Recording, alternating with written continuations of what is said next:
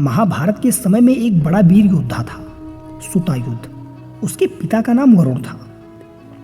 एक बार वृद्धावस्था आ जाने के बाद वरुण एक ऐसे असाध्य रोग की चपेट में आ गया कि उसके प्राण बचने मुश्किल थे। अतः उसने सोच लिया कि उसका परलोक गमन निश्चित है। उस समय उसने अपने पुत्र सूतायुध को अपने पास बुलाया और कहने लगा, बेटा, अब तुम बड़े हो गए हो और तुम जानते ही हो कि मैं एक सैनिक हूं। मैंने अपना संपूर्ण जीवन शस्त्र विद्या सीखने तथा राष्ट्र की रक्षा करने के लिए युद्ध करते हुए बिता दिया है।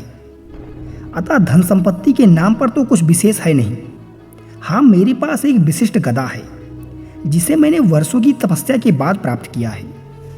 अतः मैं संपत्ति के रूप में यह गदा तुम्हें दे सकता हूं। और देखा जाए तो ये शस्त्र ही हमारी संपत्ति है, क्योंकि हमारा परिवार तो पीढ़ियों दर पीढ़ी राष्ट्र की सुरक्षा करता आया है, जो कि भविष्य में तुम्हें भी करनी है। इस गदा में विशिष्टता यह है कि इसका वार कभी खाली नहीं जाता। इसका निशाना सदैव अचूक रहता है। लेकिन यह गदा कभी किसी निर्दोष, निहत्थे व निर्बल पर चलाई जाए तो यह उलटकर चलाने वाले को ही मार डालती है। अतः इसको चलाते हुए इस विशेष बात का ध्यान रखना। इतना कहकर वरुण परलोक गमन कर गए। अब सूतायुध में कुछ अहम भाव उत्पन्न हो गया और वह स्वयं को सबसे बड़ा बलवान और अजय वीर योद्धा समझने लगा। समझे भी क्यों ना, ऐसा अद्भुत हथियार जो उसके पास है।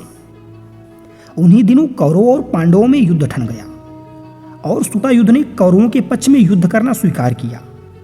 युद्ध प्रारंभ होने के कई दिनों बाद जब एक दिन अर्जुन और जयद्रथ के बीच भयंकर युद्ध चल रहा था, अर्जुन जयद्रथ को पराजित करने के लिए एड़ी चोटी का जोर लगा रहा था, तो अचानक कौरवों की सेना में हाहाकार मच गया।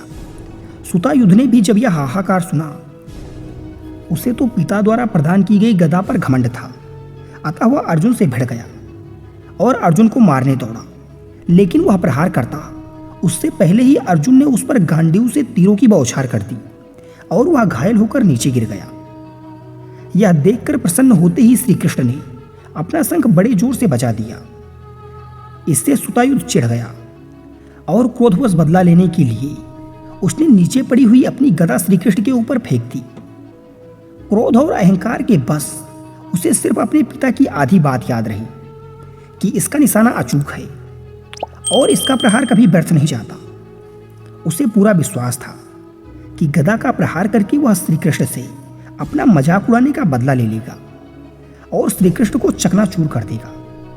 किंतु उसे अपने पिता के वचन का शेष भाग स्मरण ना रहा, जिसमें उन्होंने कहा था, लेकिन यदि किसी निर्बल, निहत्थे या निर्दोष मनुष्य को मारा जाए तो उलटकर वह चलाने वाले को ही मार देता है। इस युद्ध में श्री कृष्ण तो केवल अर्जुन के सारथी थे और उन्होंने इस धर्म में शस्त्र न उठाने की प्रतिज्ञा की हुई थी। अतः निहत्थे श्री कृष्ण पर गदा चलाने का वही हश्र हुआ जो उसके पिता ने उससे कहा था। वह गदा लौटकर सूतायुध के सिर पर इतना जोर से गिरी कि वह वहीं पर ढेर हो गया। साथियों, यह कहानी हमें बताती है कि हमें अपने बल और बुद्धि का प्रयोग असहाय और पीड़ितों की सहायता के लिए करना चाहिए, ना कि अपने अहंकार की पुष्टि करने के लिए। और जो कोई भी निर्बल और असहाय को सताता है या मारता है, प्रकृति का न्याय एक दिन उसी को नष्ट कर देता है, भले ही वह कुछ समय के लिए खुश क्यों ना हो।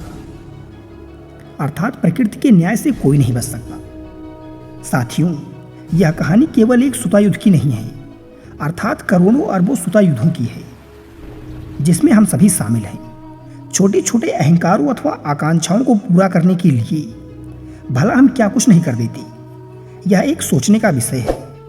अतः वास्तविक बल वही होता है जो असहाय और पीड़ितों के काम आता है। धन्यवाद।